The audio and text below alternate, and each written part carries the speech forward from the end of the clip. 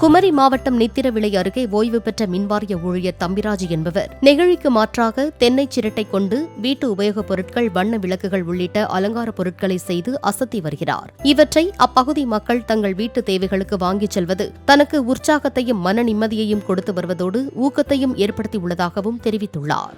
அப்போது இந்த பிளாஸ்டிக்கள் எல்லாம் ஒழிக்கணும், அந்த பிளாஸ்டிக்கில் ஏதாவது சாப்பிட்டா உடம்பு கேடுன்னு உள்ளது நாட்டு மக்களுக்கும் எல்லாம் தெரிஞ்ச விஷயம்.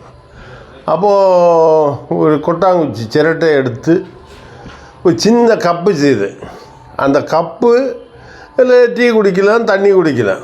அதுலேருந்தே எனக்கு இதுக்கு மேலே ஒரு ஆர்வம். நான் எந்த இடத்துலையும் போய் படிக்கவோ ஒன்றுமே இல்லை. அந்த ஆர்வத்தின் மேலே கப்பு, ஜக்கு, ஸ்பூனு அப்படி பல வெரைட்டியில் இப்போ செய்து வச்சுருக்கேன்.